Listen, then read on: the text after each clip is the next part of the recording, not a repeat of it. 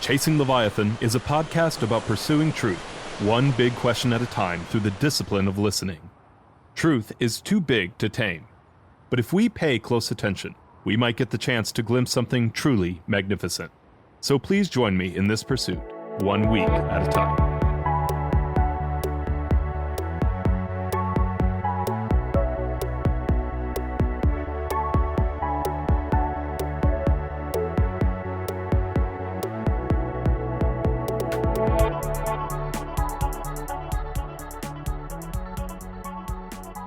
Hello, and welcome to Chasing Leviathan. I'm your host, PJ Weary, and I'm here today with Dr. Christopher Hamilton. He is the author of Rapture, the book we'll be discussing today, and he is professor of philosophy at King's College London. Dr. Hamilton, wonderful to have you. Thank you very much for the invitation. I'm really delighted to be here. So, Dr. Hamilton, why this book? What led you to start studying Rapture to begin with? Well, I think there were lots of reasons, actually. One was that a few years ago, in 2016, actually, I had been doing some research for quite some time on the concept of tragedy and the philosophy of tragedy. And I published a book in 2016 on that topic, just entitled A Philosophy of Tragedy. And towards the end of that book, I had a thought about, well, if the view of life that I was developing was basically a tragic view of life, and if you like, we can go into that in more detail a bit later. But of course, I also thought that a very important thing was that one keeps going, even if one has that kind of view, and one has the sense that life is worth living in and through its tragedy and through the difficult things that we experience and so on. And I tried to write in the final chapter of that book, a chapter explaining that aspect of the thing, and I didn't feel it was very successful. So I was left with a kind of sense of there's something here not fully worked through that I needed to look at further. Some years later, somebody asked me to write about the notion of hope in philosophy and in religion, and I linked that to the idea of rapture. So that was another thing that came through. And then, in fact, on one funny occasion, a student of mine came to see me, and he had read my book on tragedy. And he came to see me and he said, really thinking along the same lines I'd been thinking, he said, the thing is, Chris, if you have a tragic view of life, why are you still here? Why are you carrying on? And I thought, yeah, there really is something I need to explore here. So that was one idea. I wanted to explore those kinds of moments in life, the rapturous moments. So at that time, I wasn't using that term. In the context, really, as I say, of this idea of the tragic sense of life. The other thing was a kind of dissatisfaction with a lot of philosophy, particularly perhaps contemporary English-speaking philosophy. I mean, a lot of philosophy is about analysis, dissection of arguments, going very, very slowly, making distinctions, and so on and so forth. And it doesn't have much of a sense of these rapturous, deeply emotional moments in life where one might lose oneself completely. And so that came through to me as well, this sense of something missing in philosophy, which I was also very much aware was there in many religious traditions. You know, many religious traditions have that sense of rapturous moments, not just Christianity, certainly. And so that came out as well as a motivating factor, and it all kind of came together as I started to think. I mean, in fact, I came across an essay. In fact, I'd read the essay quite some time ago and then reread it. A really interesting essay by Virginia Woolf, in which she talks about what she calls the cotton wool of life, or the cotton wool of existence. This sense that most of life is lived kind of in a routine manner, in the sense that we, go shopping, we cook the dinner. If we've got kids, we look after the kids. We cut the grass, we get our hair cut, we have a shower. Really, really boring, necessary, but boring and uninteresting. And we forget most of them. And she calls this the cotton wool of life. And she says, but there are what she calls moments of being.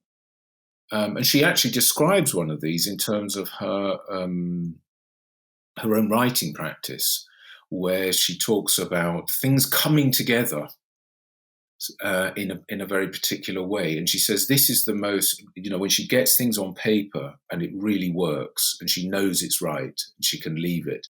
And she describes that using the term. She says this is one of the most rapturous experiences that I know. And so I began to think in those terms, and I thought, okay, so what I want to do really is to try and explore these moments of being, these rapturous moments, these moments in life that stand out as experiences that really give us a sense of the variety, the interest of life, that keep us going, that excite us. So that was really where it all came from. It was a kind of mixture of partly philosophical, partly personal things, partly my reading. So yeah. Um, when you were first kind of like formulating this idea through tragedy, through hope, you said that you weren't thinking about it in those terms. Do you mind saying kind of like what terms were you thinking of it in? Kind of what was the genesis like before Rapture? What were some of the terms that were coming to mind? Well, as I say, I mean, hope was one of them. Somebody had asked me to write a piece for an academic journal. Actually, the journal was a special number, and the theme, I think, was hope. And this person kindly asked me to contribute to this. So I think hope was one of the things. I think in the back of my mind there was also a sense of a worry I've long had in philosophy about the notion of happiness. My own view is that the emphasis that there is a lot in a great deal at the moment too in English-speaking philosophy on the notion of happiness is largely misguided in the sense that much more important, in my view, are things like peace of mind, tranquility, contentment. These things seem to be much more realistic, not necessarily goals, but they're certainly features of life that I think are more readily available. The whole history of thinking about the notion of happiness strikes me as showing actually that nobody really knows what it is, and all the philosophical discussions peter out in a way. So I was thinking of happiness, I was thinking of contentment, I was thinking of peace of mind, tranquility, I was thinking of hope. And I had also done some work around that time on the philosophy of Albert Camus, who of course grew up in Algeria, in Algiers. And I was rereading some of his early essays that he wrote as a very young man, describing his experience of the sea and the sun, and the incredible sensuality of North Africa, which comes through very, very strongly in his early work. So I was thinking about that too. I was thinking about notions of sensuality, which of course meant also I was thinking about questions about sexuality and the place that sex has, the important place that sex has in rapturous experience. So lots of those things about pleasure, about contentment, they were the kinds of terms in which I was thinking of these things. And then rapture, I think, came through from thinking about Virginia Woolf, as I say, and also the English novelist and art critic John Berger, because in some of his writings there was a sort of sense of rapturous experience. So this thing about hope and contentment and so on, this started to move for me more in that direction of rapture, and that was when I took the term on and started to try and work with it a bit more. One thing I really appreciated was that as you were writing about happiness here in the introduction, I had described in talking with my friends a similar, like I said, every time people seem to pursue happiness, like I live in America, and it's like life, liberty, and the pursuit of happiness. And like, Absolutely, yeah. it seems to be, yeah. But the pursuit, like, if you pursue happiness, you do not find it. It's almost always seems to be the secondary effect of pursuing something else meaningful. And I loved I just felt a lot of kinship, and I'd spoken this very similar ways about as you talk about that happiness is always on the edge of things, and it's something you Yeah. can catch out of the ephemeral. It's kind of like something you catch out of the corner of your eye. Yes, no, that's right. I really do think that, there's one of my favorite writers is Samuel Johnson, the 18th century man of letters and writer of one of the very earliest English dictionaries. and many essays and critical edition of Shakespeare. And he's famous for saying there's nothing so foolish as a scheme of merriment. This idea that, I mean, we were all familiar with it. Tonight I'm going to set things up and I'm going to have a wonderful time. And what happens invariably is that one is disappointed and so on. But actually, certainly for me, when I look back across my life, I see that those moments that were the best moments was often a surprise. I didn't really anticipate them. They just happened. And fortunately, I was able to take them and live with them and run with them. And I do think that's about happiness. I think that trying to seek it will make it flee in general. And that the best thing one can do is to be open to it, open to that possibility that this day might bring something. And I should emphasize, I think it's the same about with the notion of rapture. My book is not in the slightest about suggesting that people should go in search of rapture or anything like that. It's rather, I want to think of the book, I hope it is anyway, a kind of book of reminders, reminding people of those moments in their life that are already there, but that get submerged or missed, or we rush over them quickly. We hardly notice them. And so it's I sort of think of it, as I say, as a book of reminders, and a book about slowing down a bit and just saying, look, if we can take our time somewhat, and of course all of us rush too much. That's just what life is about.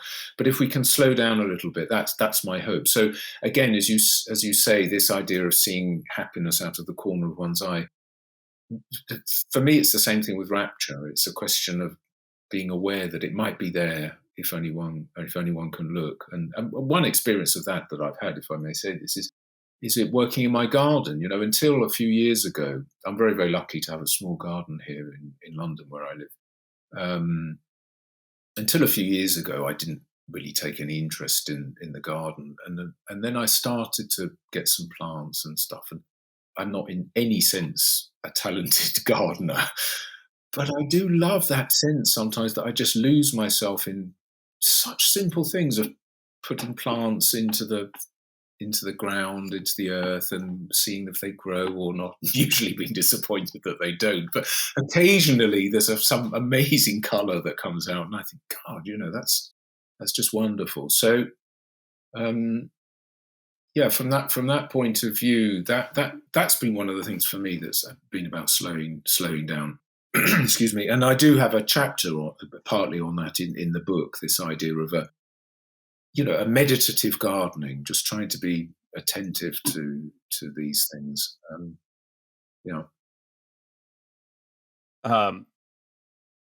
So I had the direction I was going to go, but you mentioned the gardening, and so I partly as I'll air quotes education for the kids, but it's definitely been better for me. We started gardening in the back, and I started watching YouTube videos on it because that's how I learned to do just about anything at this point. And it one of the best pieces of advice I got was to let nature do its thing. And so, because I started out by doing like rows and stuff like that, and like you said, you're like, oh, this is not working very well. Yeah. And but as we talk about like the surprise of rapture, and I think a year or two ago, I would have like cut them down because they weren't doing what they were supposed to, per se. But we had a compost heap. You make your own compost. Like we're taking things that are okay for plants and like dumping it in the corner. And we threw away some tomatoes. And this year we had about 12 to 15 tomato plants come up. We literally got just come out from where you'd thrown them away. Yes, and we probably got 2.5 pounds of tomatoes. Gosh, from that's pretty good. Yeah, no. What you have to understand is that I had actually tried to grow tomatoes in my garden, and I failed miserably. It's Florida; they wilted. I got nothing. And then, with absolutely no effort on myself, outside of the growing season, I got 2.5 pounds out of tomatoes, and they tasted amazing. And it was just this surprise, this gift. And it was very humbling, right? Like, and it was I don't know. that it was like one single rapturous experience, but that kind of there has been kind of an extended period of awe there of like I'm not sure. Yeah, like I'm constantly brought back to gratitude, and even as you're talking here, you can't, if you seek rapture, even as you talk about like sex being a central experience of rapture. Maybe maybe this is too personal, but I'm sure like people are like, sex isn't always rapturous, right? Like that's either, yeah, and so it's one of those things where it's not something that you can seek out, but what it feels like in some ways, instead of being a meditation on gratitude, because of your love for life writing, this is a meditation for gratitude. Would that be? Is gratitude kind of a major component of that? Well, I definitely think so. I mean, I think that, I mean, on the issue of gardening, I mean, the chapter that I have in the book is partly about, because once a year I go to a place and I do a week of meditation. It's got vaguely Buddhist background, but really it's not doctrinal in any way. It's really just about slowing down. Excuse me. And part of that is gardening.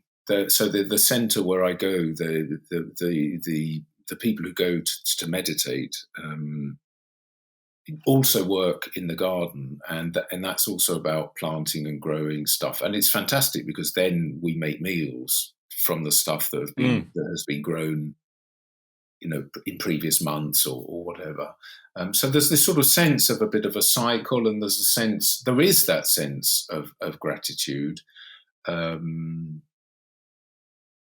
Which comes through, I think, as you quite rightly say, with the experience of one of the experiences is in the experience of gardening, and I think that the thing that you said about surprise, I think, is also important, because part of what I have in mind with this notion of slowing down is the sense that a great deal of the good things in life come less from one's trying to force them to come, and more a sense of sort of waiting for them to come. You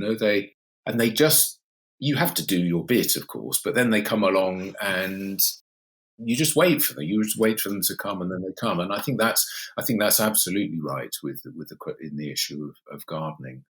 On the issue of sex, I mean, sex is obviously, no doubt many people have already thought of this listening to our conversation. It is, of course, one of the deepest, most rapturous experiences of human beings, though, of course, you're quite right that it certainly isn't always. But the reason I was taking that as a kind of starting point, or one of the starting points in the book, is because of what I see as its basic structure, the sense that in the rapturous experience of sex, when sex, as it were, really works, there's this sense of being lost. You're lost in the other person. This sense of being completely attentive to the other person, and I think the notion of tenderness is very important here from that point of view. But also, one is very aware of oneself in that dynamic. So that sense of being lost to oneself, being outside oneself, but also being returned to oneself. That's what really interested me in the experience of sex, in the sense that I mean it, rapturous sex, if you like. And in fact, actually, although I don't quote it in the book, there's a novel by John Berger just called G. That's just the title. I mentioned John Berger earlier, and in that book, the central character G is described as having sex with somebody at one point, and I was. Although I'd thought of this idea about being lost to oneself and then returned to oneself, I was really pleased then to read that exactly described in that way by Berger in the book. And it made me think, okay, so maybe this is right, So it's that. And then I was thinking also about the Virginia Woolf experience. And it's a similar thing. There's this sense of she's completely lost in the material she's trying to get right. And yet she's aware of her own powers as a thinker, as an author, when she does it. So that was my point of departure, the sense that rapturous experiences I have this two-sided thing. There's a sort of loss of self, which is at the same time a return to oneself. And part of that is a sense of freedom, is a sense of kind of liberation. Perhaps one could say liberation from that cotton wool that I was talking about in the context of Virginia Woolf, the sense of just the ordinary travails and boringness and dullness of everyday life. But I do want to stress it was just a point of departure. I'm not trying to do perhaps what some philosophers might try and want to do, which I understand, but I wasn't trying to do, to try and provide a definition. I'm just taking that as a point of departure, which I then elaborate using a number of different examples in the course of the book. But I do think that the issue of gardening is like this, the sense of being out there, lost in, the earth, the plants, the tomato plants, whatever, but also returned to oneself, this sort of sense of, wow, this amazing thing happened to me. It was lovely, and the sense of gratitude. So yeah, that's kind of how early on in the book I try and develop some of these ideas, and then end up with gardening, as it were, as one of the examples. And I think this goes to one of your main points in the introduction that I really wanted to ask you about, because it's something I really appreciate about what you do in the book, that your focus, and this, I think sometimes there is a use for discussion, but your goal, you said, was conversation, not discussion, following Hannah Arendt. Yeah. Do you mind talking about the distinction that you draw there following Hannah Arendt between discussion and conversation? No, I'm more than happy to do that. So, I mean, this is a thing that's, to be honest, has bothered me a great deal in thinking. I've spent most of my life reading philosophical texts and other texts as well. And one of the things that's peculiar about a great deal of philosophical writing is the desire, as it were, to have the last word. The sense that, if philosophers would put this in terms of, if I'm reasoning correctly, then anyone looking over my shoulder and watching my process of reasoning will reason in exactly the same way, and therefore will come to the same conclusion. And that is a model of reasoning which certainly does apply in some areas. In my view, it applies in mathematics. You can't say 7 plus 5 is 25 because I like the number 25. There are definitive rights and wrongs and so on and so forth. And I think a lot of philosophers have had the ambition of philosophy that would work in that way, that the argument would be such that anyone reasoning with me could see that I'm reasoning correctly. And then so we arrive at the truth, and end of the discussion. Okay. And that seems to me just false to what really goes on in philosophy, because even if philosophers like to present themselves as doing that, the fact is that philosophy consists of interminable discussion, interminable disagreement. So one of the things I've tried to do in my work, including in this book, is to write less in terms of the notion of a discussion which ends in a conclusion and then we go home, as it were, there's nothing more to say, we've got the truth, you and I now agree, I've done the reasoning, you've done the reasoning, or whatever. And more in terms of the notion of conversation, where conversation is open-ended, it's undogmatic. One can, of course, present one's views and give reasons for those views, but it has to be done, I think. I think here crucial is the manner or the style in which it's done, i.e. in such a way as to make it clear to whoever's listening or reading that things are open, things are open-ended, things aren't definitive, I don't have the answers. I may have had, a chance to think about the issue a bit more than somebody else. People's time is obviously limited in various ways. But that's what one can offer as a philosopher, a kind of, and Hannah Arendt says this in this distinction, that one of the lovely things about conversation is that it's not just about the ideas, it's also taking pleasure in the presence of the other person. So there's a kind of gesture of friendship, and that's partly what I mean by the being undogmatic and so on.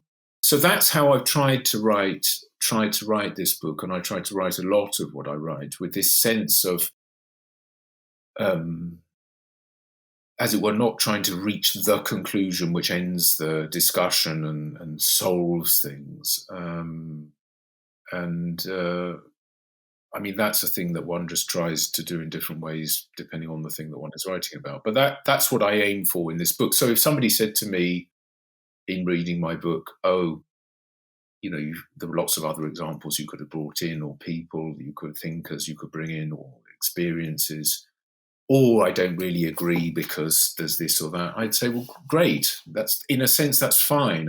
I want to open it up so that people come back and say, good, let's continue the conversation. That, at any rate, is a kind of ideal I have for a certain way of doing philosophy. And Kierkegaard, the great Danish philosopher, often thought of as the founding father of existentialism, talked in this context about philosophy in the subjunctive, the sort of sense of, you know, you offer it, but at the same time you do it in a manner that gives the sense, I'm not claiming to have the answers. And when I look back in the history of philosophy and I see people, so much more, so much better than I am as thinkers and so on, who didn't have the answers, how could I suppose I have the answers all of a sudden? That strikes me as absurd. So it's just entering the conversation, and that's what I hope to do. I have this, just this idea that's like, well, if you want the definitive book on Rapture, $24.99, Christopher Hamilton, right? It's like, in 140 pages, everything you'll ever need to know about Rapture. And it's Well, like, exactly. And you've got it exactly right. I mean, that would be such a ludicrous ambition. But yeah, exactly. So it's just pointers, it's just suggestions, with a bit of luck. I hope yeah, useful, but there we are. Just, it's for the reader to take it and do something with it. I really appreciated that notion. I mean, in a lot of ways, the name Chasing Leviathan, I take Leviathan from the Job passage where it says, can you capture Leviathan? Like, no, you can't. And so Yeah. this idea of we can pursue truth and it's worth pursuing, but we can like, truth is never caught. Truth is the giant beast that can be like, it's beautiful to behold, but never fully caught. And that comes from my own background. You came to philosophy, it sounds like a lot from your love of literature, and that's actually how I came to it, because I was in English class and I was like, we were talking about how something felt true in a novel and I didn't like the answers I was getting in English class. So then I went from my love of literature to philosophy, and did not find myself in the analytic side. I found myself in philosophical hermeneutics, precisely because it's an ongoing dialogue. And so Yeah. that really struck a chord with me. So thank you. I really appreciate you Yeah, sharing that. I mean, I'll just add on that. I mean, I think, Pascal, the great 17th century French thinker, has this wonderful, I'm paraphrasing, of course, but this wonderful idea that it's just what we are as human beings that we can't give up the striving to find the truth. But it's also what we are as human beings that we know we'll never have it. Right. And we have to live with that tension. And of course, he's not talking about ordinary, banal, empirical truths, such as that we're speaking now on the 2nd of April, 2024, and so on. But that sense of having, the answer to how human life makes sense or adds up or its meaning or something like that. That sense, I think, is really, to me, is absolutely right. We can't give up the longing for truth. We can't give up the striving to arrive at the truth.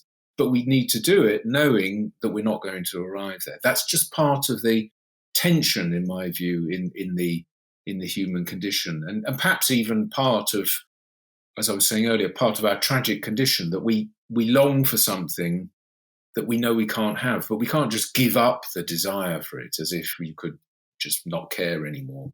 I think that's part of something really important in human beings, and living with that instability, to my mind, is part of what it is to try and lead, a reasonably sensible life, and perhaps even a life that could be a bit open to these, skeptical in a way that allows one to be open to moments of rapture. Perhaps, I'm not sure, but maybe.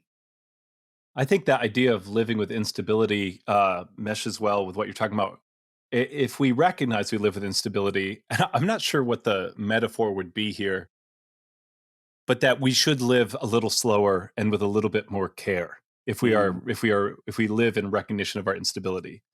Is that a natural kind of meshing there? Yeah, exactly. The sense of going slowly, not being sure, being willing to say, I don't know. We live in a world full of people who are sure that they have the answers about everything, political matters, moral matters, cultural matters.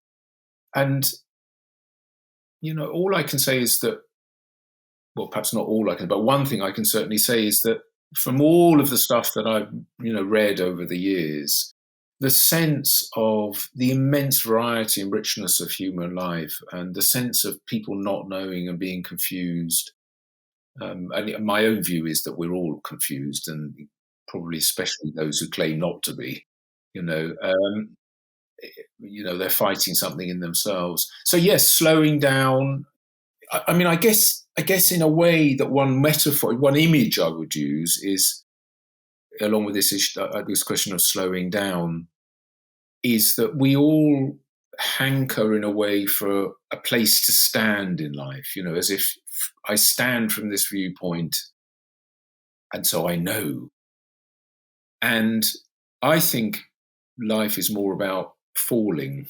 You fall, and you fall with a bit of decorum through, if you can, through the fact that life is confusing, doesn't fully make sense. There are some things you might be very attached to, but other things you're not sure about. And um, that very much for me is what philosophy is about learning to live with that kind of instability.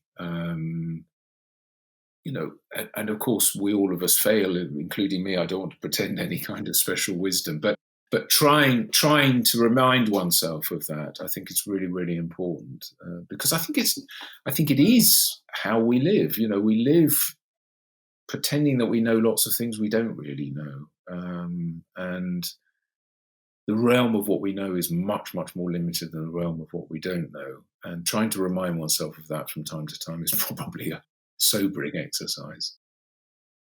Um, Even as you're talking about slowing down in life, as you're talking about this falling through life, perhaps as gracefully as we can, I feel like I'd be remiss if we didn't at least talk about a few of your your studies that you kind of go through the book. We've talked a little bit about the gardening, but your first one that you do is on Nietzsche, and it's a focus on his illness, on Italy, but also that kind of theme of small things and the observing the small things and how that matters.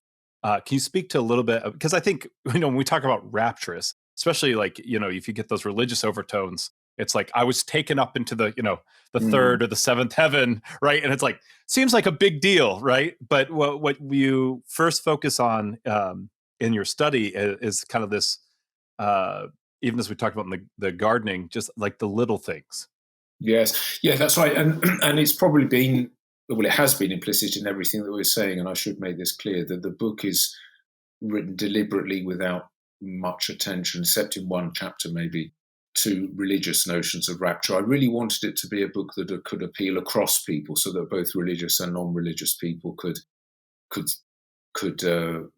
might be able to find something in it that would speak to them.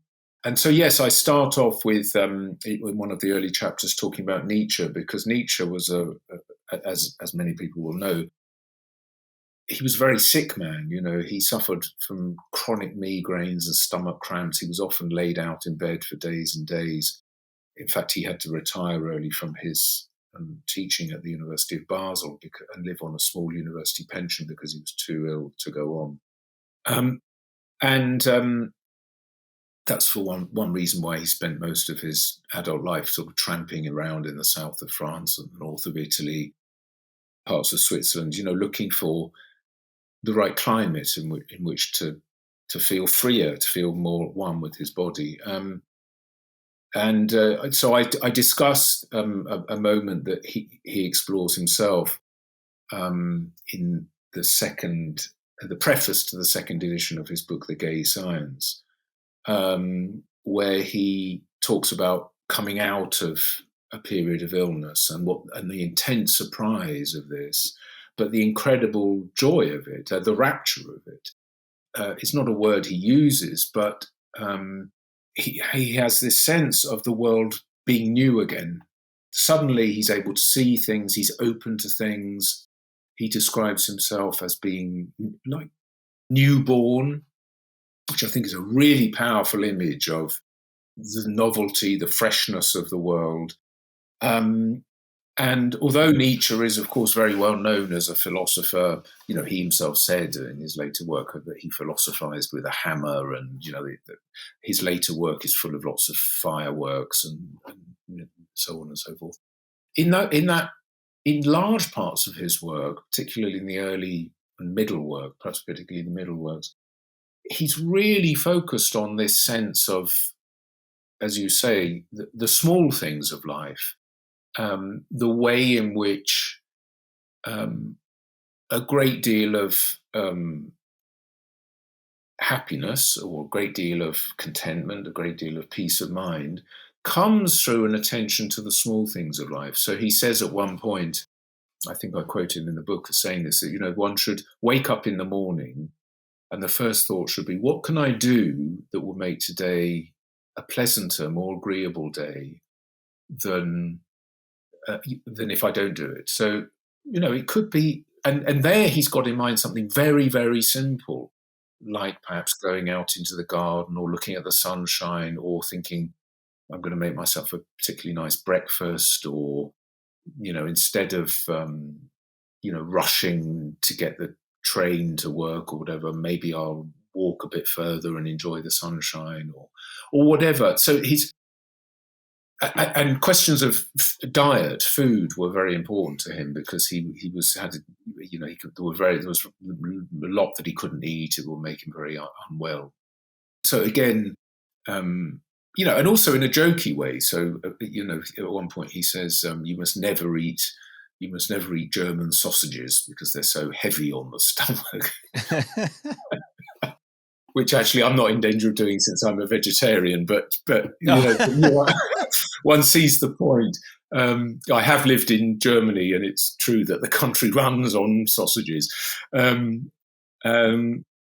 that sense that Nietzsche has of that sense that Nietzsche has of paying attention to the small things of life, what one eats, and so on and so forth, the things one looks at, and so on. This is really, really important in large parts of Nietzsche's philosophy, and I think it was something that his experience of illness, which, as I say, was very, very bad at times, including making him despair. I mean, there's no question about it. That experience of illness opened him up to those moments of suddenly being aware of the world and seeing the world, and I don't think it's coincidental that he's talking there in that particular preface that I mentioned. He's talking about a time when he was in Italy, and the sense that one can have of the beauty of the place, being attentive to the materials with which cities are constructed and so on. Things we don't really notice, except maybe when we go on holiday, when we're on vacation, but actually they're tremendously important. At any rate, that's what Nietzsche is trying to, and they can give these moments of rapture where you just open up to that experience. So yeah, those small things in life, and I think that's part of what I wanted to do with the book. Of course, rapture can give the sense, as we've already suggested, of rapturous sexual engagement. It can also, and I do talk about other examples that are much more intense. But the sense of gardening, as we were talking about, the sense of attention to small things, this is rapture in a very quiet way, but I think nonetheless genuinely rapturous. That sense of being taken out of oneself and returned to oneself, the sense of freedom or liberation.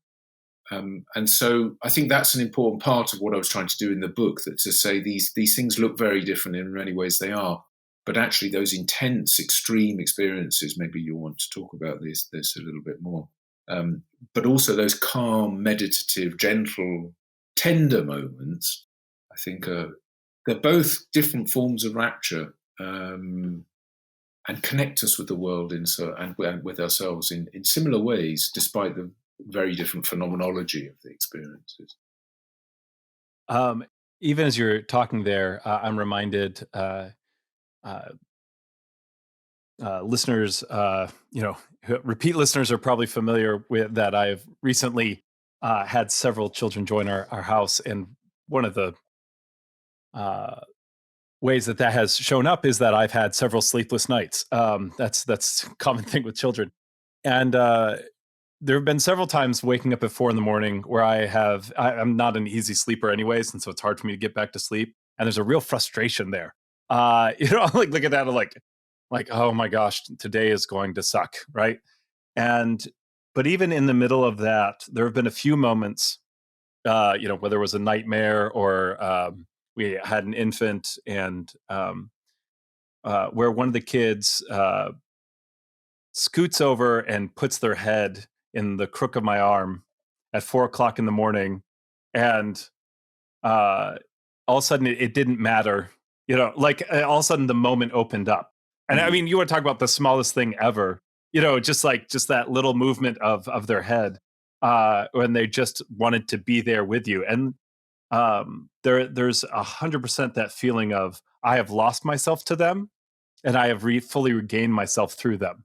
Mm. Um, and so, I mean, as we talk about the small moments, like I think there, we all have access to those in different ways. I definitely want to ask you about Philippe Petit, but I don't think I'm not interested in tightrope walking. I don't think I have the natural talent for it. Um, but before we get to perhaps the more intense experiences, one, I wanted to thank you for reminding me to be grateful for those small moments. And then it definitely feels intentional. You start with Nietzsche because part of your goal um, is that you talk about how philosophy is often feels exclusive to moralizing. And even as you're talking about what Nietzsche's focus on is like what makes my day more pleasant, more agreeable. It's instead of focusing on doing what's right, uh, probably made him a better person to think about what can I do that would be more agreeable, which sounds like such a more modest goal. Can you talk a little about that more? Go ahead. Sorry. Yeah, no. I think that's absolutely right. And I mean, Nietzsche himself said about philosophy or philosophers that philosophers had always come to a halt before morality. And of course, he didn't mean by that morality isn't important, despite the fact that he's very polemical about morality. In fact, he was a deeply moral man in the sense that, he took life extremely seriously, and staked his all on a certain kind of integrity, I think. But there's a thing that I don't mention it in the book, but I think it is relevant. There's D.H. Lawrence and Bertrand Russell had a very odd friendship for a while, and they're very, very different men, of course. And at one point they fell out, and they fell out in part because, if my memory serves me correctly, they had agreed to give a series of lectures together. And when Russell sent his lectures to Lawrence, Russell's lectures were on the topic of morality or the good life. I don't know exactly. And Lawrence said to Russell, "Why are you talking about morality? Because in fact, what you're talking about is being well behaved." And I think actually a great deal of philosophy, when it talks about morality, is talking about being well behaved, which is essentially being, nice to other people, taking their interests into account and so on. And of course, all that's important. But there's a whole other dimension, which is how I relate to myself, how I get on with myself. And my own view, which I mentioned very briefly in the book, is that, though the history of philosophy, through the history of philosophy, many, many philosophers have sought to show that if you're morally good, then you'll be happy. I actually think it's probably the other way around, that if you're happy, you're likely to be morally good. I know, if I'm honest about myself, that I'm, in general, more patient, kinder to those around me. When I feel good, when I feel at ease with myself, when, for example, I've slept well, like you, I tend to have rather short and disrupted nights, though not on account of children, it's just me. Um, And then that sense that actually there's this whole dimension of how I look after myself. I don't really like that phrase, it's very fashionable, but there is that sense of, what Foucault called care of the self, care for the self. That sense of that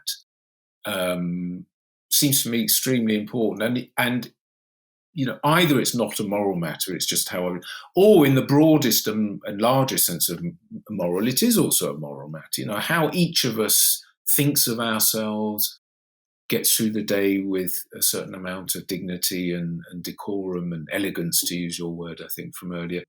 These are really, really important things, and they're very subtle things, and they're very difficult things.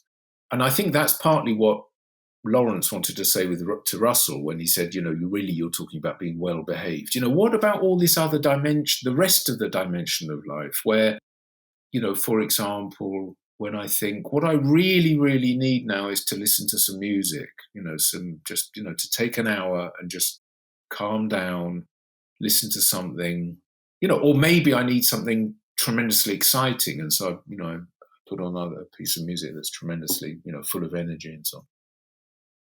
And these aren't, as I say, I'm not sure. You could say they're not really moral matters, or you could say they are in the broadest sense, in that if morality includes how I relate to myself, how I think about how I structure and organize my day, how I try and, make the best of my life. I mean, at one level, I think of those as moral matters. But I think all of it is non-moralizing. And I think Nietzsche says, he's famous, of course, for saying God is dead and we have killed him. But he also says at another point, when God is dead, morality will step in to take his place. And he means by that the tendency that probably we all have to a greater or lesser extent to moralize, to make judgments, to think that we are virtuous, that we have the answer, that we can tell other people how to behave and we know what's good for them. And he's deeply, deeply opposed to that sense of morality. And I hope that my book is trying to fit in that space that says, look, there's just so much more to life than that kind of thing, which can take up so much of our energy. The sense of relating to oneself, and also, to the extent that one can do it, leaving other people alone. I don't know how you feel, but I certainly feel the older I get, one of the things I like most is if people just leave me alone to do my thing. And, that's also part of what Nietzsche means, leaving people alone. In a way, it's from a political point of view, it's a very, very good old-fashioned liberal idea. Leave me alone to do my thing and I'll leave you alone. And it's as I say, it's a classic 19th century liberal view, but to my mind, it's still very powerful, though unfortunately probably less fashionable now than it should be. I feel like if I comment on that, we'll go we'll stray from your book. So I don't love it. Yes, I know nothing wrong with that. Nothing wrong with that. I just don't think I can. Yeah. Yes. No, I definitely. I hear you on that. I do. You start with Nietzsche and small things, and then you end with. And I should have looked up how to say his name before I got on the podcast. But you end with the tightrope walker. Yeah, and so yeah. Oh, I said it like somewhat correct. Say it perfectly correct. Okay. Yes. You underestimate yourself. So, talk about those more intense. I mean, even as we talk about well-behaved, right? Like these kinds of more intense experiences are often the sort of thing that are not socially acceptable. Why did you pick Philippe Petit? Well, if I can, before coming to him, if I can just mention that I do have a chapter also on the films of Werner Herzog, the German film director, who I believe has been living in the United States for many, many years now, and I think generally makes English language films. But a theme in his films has been, I think, the theme of rapture, the sense of kind of intense experiences. So I discuss an early film of his, which is about a ski jumper, or as it's sometimes called, a ski flyer, because he would go this incredible distances, risking death and so on. And he was clearly, lost in a state of rapture in this. Or much later, that was a film from early on in Herzog's career. A later film is the film Grizzly Man, about Timothy Treadwell, who lived with bears for, I think, 13 summers up in Alaska, and made his own kind of home movie films of himself with the bears, and which Herzog partly used in the documentary. And again, this extraordinary experience of this rapturous life with these bears, which led, of course, in the end to his own death. Actually, he was attacked and eaten by the one of the bears during a period, I think, of shortage of food for the bears at the time. So, I mean, I'm also interested in those intense experiences, which again have the dimension of being completely taken out of oneself and returned to that. I mean, I'm not a ski jumper, and I don't intend to try and become one. It's too late in life. But I imagine that sense of absolute loss in the total focus on the activity, but also the intense awareness, because you get something wrong of oneself. Because if one gets something, one is dead, So, and of course, one aspect of that that's really interesting is, as you say, although in certain ways these kinds of experiences are socially sanctioned, we have ski jumping and the Winter Olympics or whatever. There is also the sense that they are suspect because they're possibly dangerous. They might lead people to do things which are not well behaved, to use that term. And I think all one can say about those is, well, that's life. That's life. Do we really want to live in a world where everything is made safe, where that kind of possibility no longer exists? And I'm very, very doubtful that we do want to live in that kind of world. But of course, in the Western world, in which we are lucky in many ways to live, that emphasis on safety and security is so much to the fore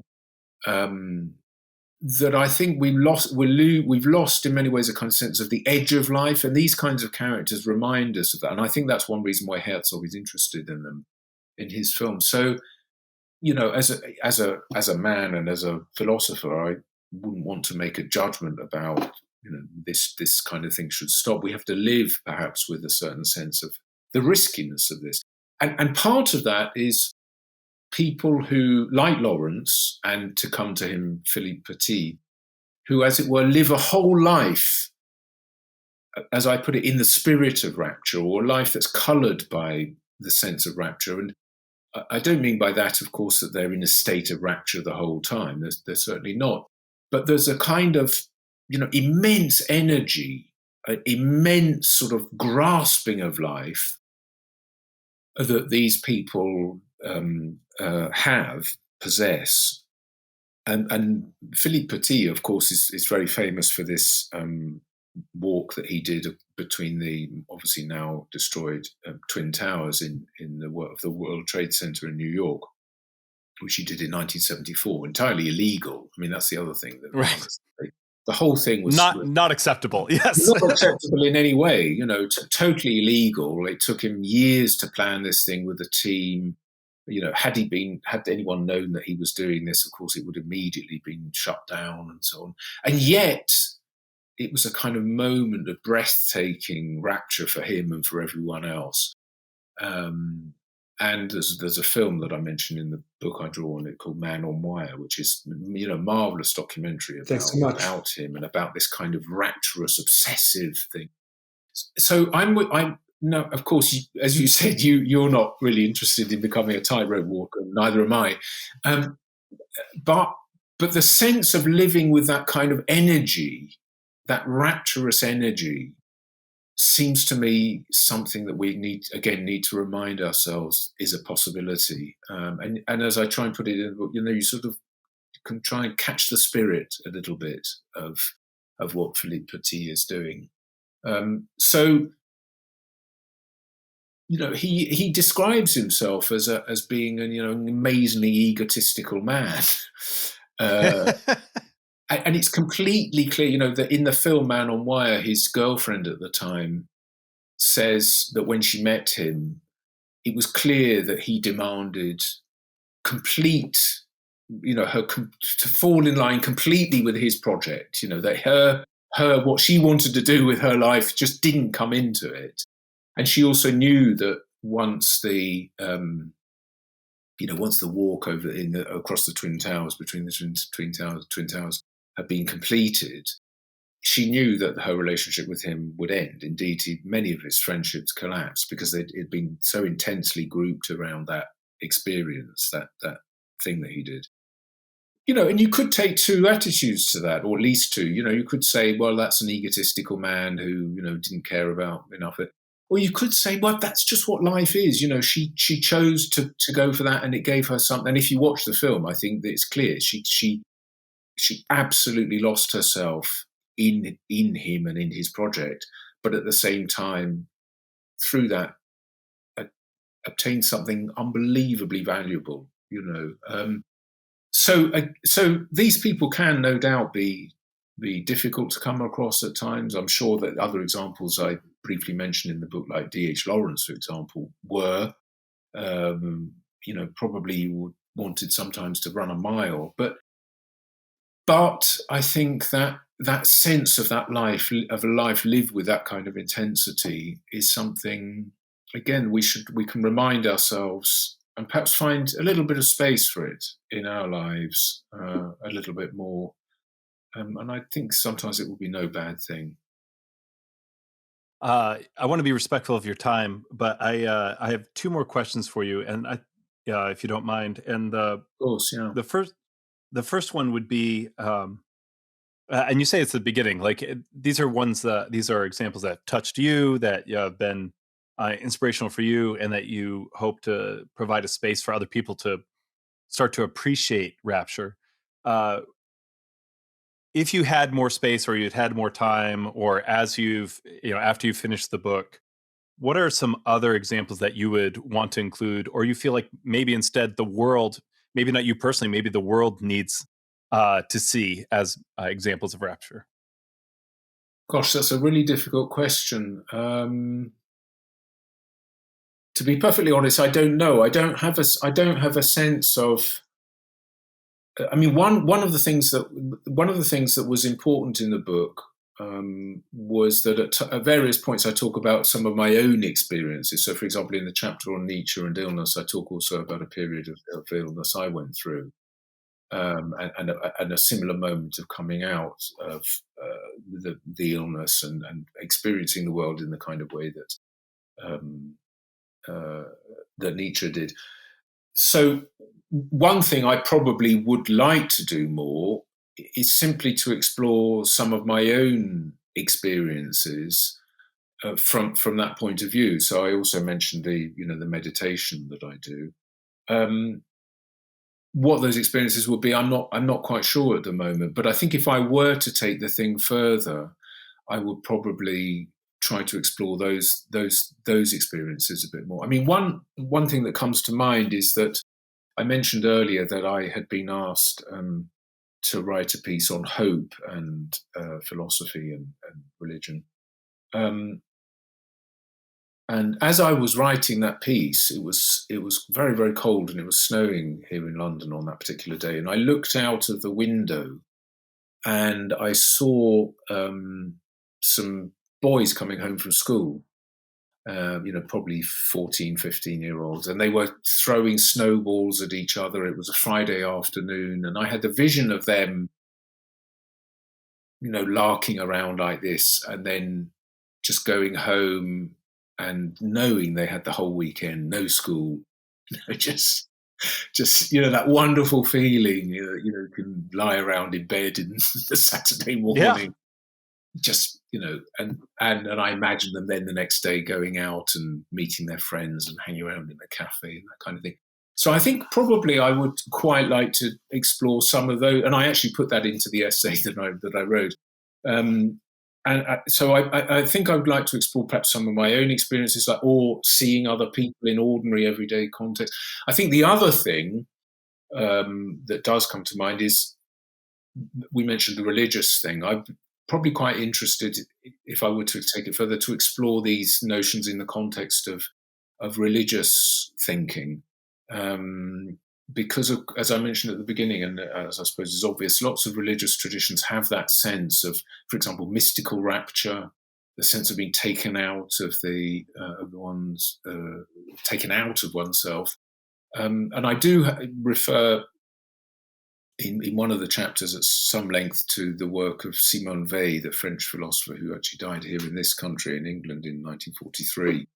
And she actually, although I don't discuss this in the book, she did have some experiences in Italy in which she said Christ came down and took hold of me. Funnily enough, I was discussing that the other day with some of my students in a course I was teaching, and they all said to me, "What does that mean?" Yeah, right. And I said, "Well, not sure." And actually, so that's in part the answer to, what do these mystical experiences in the religious tradition, and also, in parts of Islam with Sufism and that kind of thing. I think that would interest me enormously, and a source of that would certainly be William James's great book, The Varieties of Religious Experience, which has I think 1 or 2 chapters on mysticism and explore some of that. So that will probably be the way that I would, partly my personal experiences, partly just looking at people around me a bit more, and partly the religious thing. And I do want to emphasize that, though in some ways, I refer in the book to, thinkers from, let's say, for the sake of argument, high culture.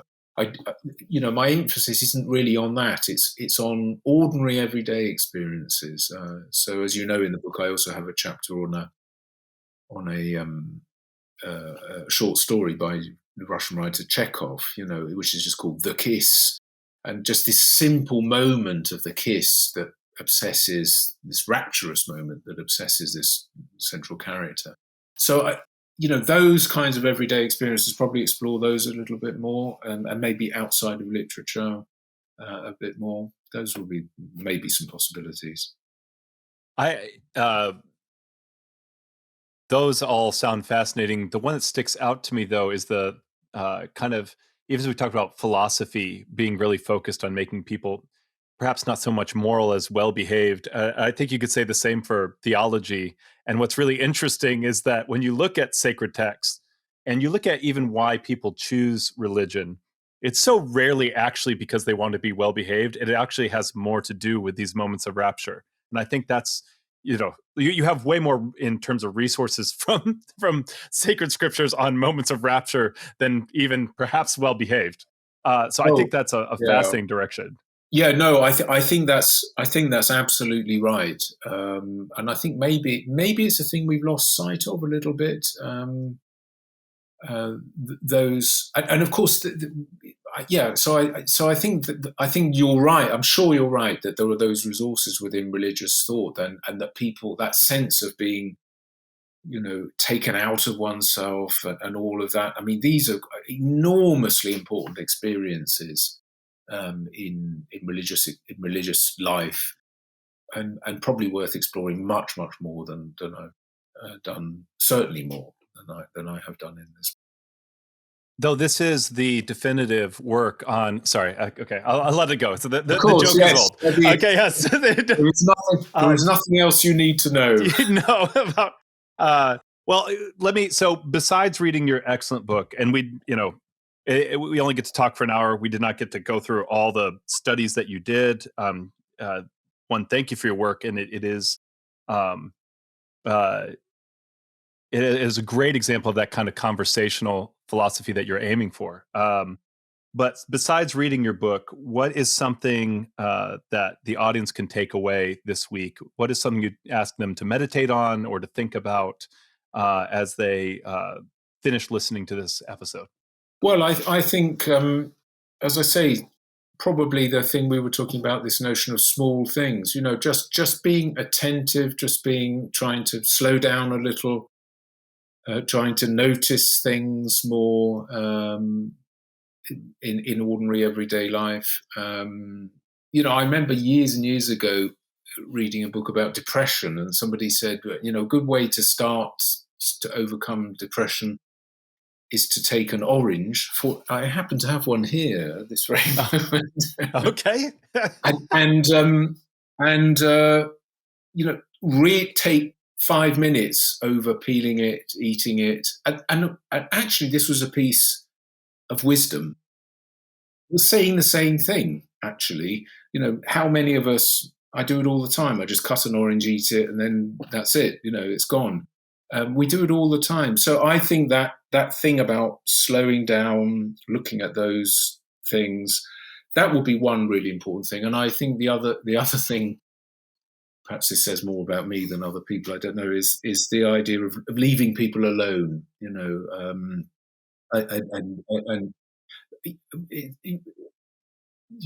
I have a very, very good friend, and one reason we're such close friends is because it's an utterly non-judgmental friendship. We don't tell each other what to say or what to think.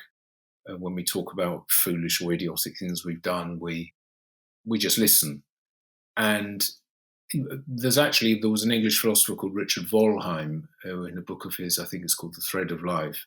And Wollheim said that the ideal of friendship is that we all live with so many internal demands on ourselves that the point of a friend is that the friend makes no extra demands and just lets you be. And that to me is a very, very powerful thought. So, and I think of that as in line with this notion of slowing down, kind of attention to rapturous moments, and just being who one is, as free from moralizing as possible. So I guess that will be the other thing that has come out. It's a surprising thing. I didn't imagine that would come out in this conversation, but it's thanks to you that it has. So, yeah. Well, it's been a tremendous conversation. Dr. Hamilton, thank you so much. Thank you very much. It's been a tremendous pleasure. Thank you.